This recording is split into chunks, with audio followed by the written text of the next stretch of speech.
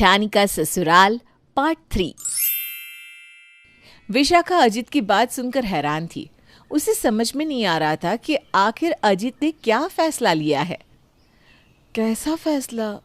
अजित क्या करना चाहते हैं आप? देखो विशाखा, तुम्हारी प्रेगनेंसी का 8वां महीना चल रहा है और तुम्हारी तबीयत बिल्कुल भी ठीक नहीं है। इसलिए मैंने ये डिसीजन लिया है कि हम अलग से फ्लैट लेकर उसमें रहेंगे। लेकिन क्यों? यहाँ पर हमारा पूरा परिवार है। मम्मी जी, पापा जी, आपके दोनों भाई, मेरी देवरानी, ननद। फिर हमें अलग से घर लेके रहने की क्या ज़रूरत है, वो भी इस हालत में? जिस परिवार को तुम अपना समझ रही हो ना, वो परिवार ठीक से तुम्हारी केयर भी नहीं कर रहा। अगर एक काम बता दिया जाता है तो सब एक दूसरे पर टालने की कोशिश करते हैं। जॉइंट फैमिली ऐसी नहीं होती विशाखा। मैं सब जानती हूँ अजित, जो कुछ भी हो रहा है वो गलत है। लेकिन फिर भी वहाँ अकेले फ्लैट में जाने से कौन सा हमारी प्रॉब्लम सॉल्व हो जाएगी। जैसे यहाँ अकेली हूँ वैसे वहाँ भी अकेली रह जाऊंगी। विशाखा, 100 लोगों के बीच अकेले रहकर परेशान होने से अकेला रहना ठीक है। हम कल ही नए फ्लैट में शिफ्ट हो जाएंगे, क्योंकि मैं ऑफिस से आते वक्त फ्लैट फाइनल करके आया हूँ। रात को खाने के वक्त मैं आप सब लोगों से ये कहना चाह रहा था कि कुछ दिनों के लिए मैं और विशाखा अलग फ्लैट में रहने के लिए जा रहे हैं। जब डिलीवरी हो जाएगी और विशाखा की तबीयत ठीक हो जाएगी तो हम वापस आ जाएंगे। अरे बेटा, इतना बड़ा फैसला तुमने अकेले ही ले लिया, किसी को बताया तक नहीं। लेकिन ये सब करने की ज़रूरत क्या थी? भैया, आप पूरी फैमिली से अलग होकर रहना क्यों चाहते हैं? अगर कोई प्रॉब्लम है तो आप हमें बता सकते हैं, हम आपका साथ देंगे भैया। अरे जेठ जी, विशाखा भाभी को बेबी होने वाला है। ऐसी हालत में उनका अकेले रहना क्या ठीक होगा? ऐसे टाइम में तो सब लोगों का साथ होना ज़रूरी है, ताकि सब लोग मिलकर उनकी हेल्प कर सके। आप सबकी बातें मैं सुन चुका हूँ। निष्ठा, तुम भी कुछ कहना चाहती हो तो कह दो। अरे भैया, मैं बुआ बनने वाली हूँ। आप क्यों भाभी को यहाँ से दूसरे फ्लैट में लेकर जा रहे हैं? क्या आप नहीं चाहती कि बेबी आने की खुशी में हम सब भी खुश हो जाए? देखो अजित, ये तो गलत कर रहे हो।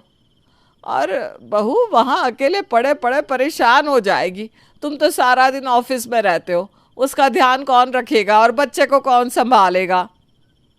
लेकिन इतने दिन में भी तो विशाखा की केयर किसी ने नहीं की माँ।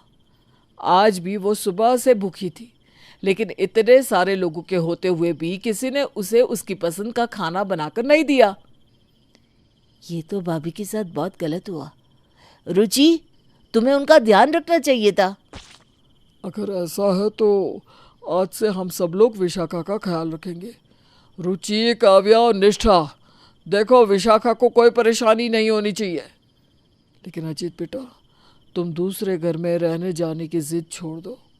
अजीत को लगता है कि शायद उसके परिवार वाले अब बदल चुके हैं और उनके बार बार समझाने पर वो वहीं रहने का डिसीजन लेता है। कुछ दिन तो सब कुछ ठीक चलता है और विशाखा एक सुंदर से बेटे को जन्म देती है।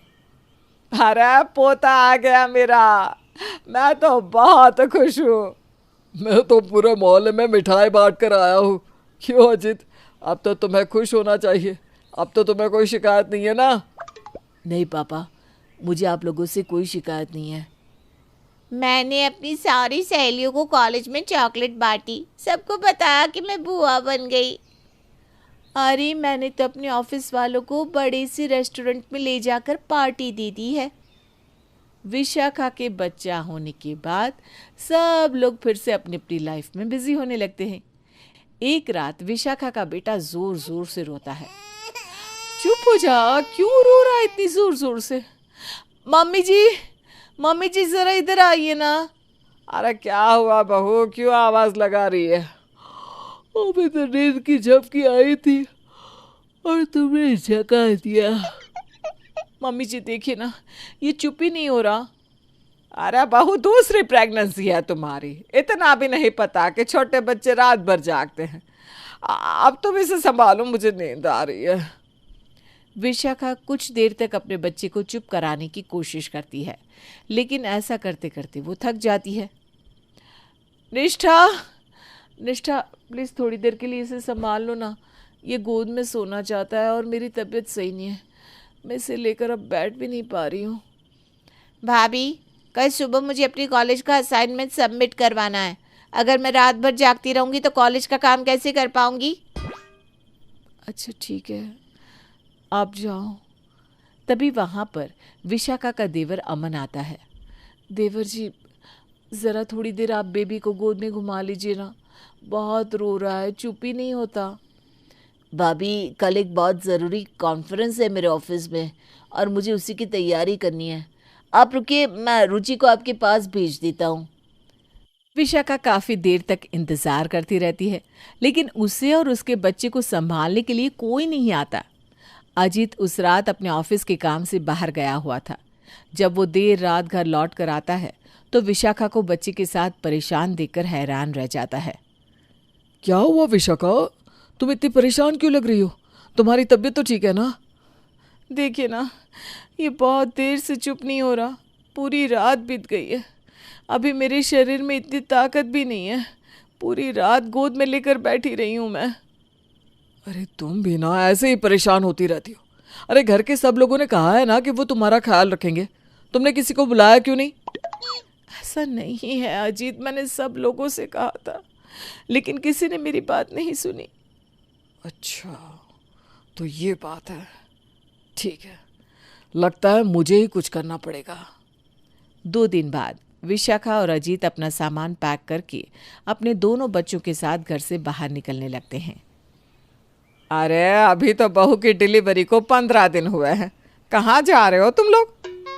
मम्मी जी, पापा जी, मैंने आप सबसे कहा था ना, जब से विशाखा प्रेग्नेंट हुई है तब से सब लोग अपने काम में कुछ ज़्यादा ही बिजी हो गए हैं। किसी के पास मेरी पत्नी की केयर करने का टाइम ही नहीं है। जॉइंट फैमिली होते हुए भी ऐसा लगता है जैसे वो इस घर में अकेली है। अरे बेटा, ऐसी कोई बात नहीं है। माफ़ करिएगा मम्मी जी, पूरे 9 महीने मैंने किस तरह निकाले हैं मैं ही जानती हूँ, लेकिन आप घर के बड़े हैं, मैं आपसे कुछ नहीं कहना चाहती। मुझे लगा था कि मेरी प्रेगनेंसी की खबर सुनकर सब लोग मुझे प्यार देंगे, मेरा ध्यान रखेंगे, लेकिन सबने मुझे अकेला छोड़ दिया। और इसलिए अब मैं अजीत के साथ दूसरे अलग घर में रहने जाने के लिए तैयार हूँ।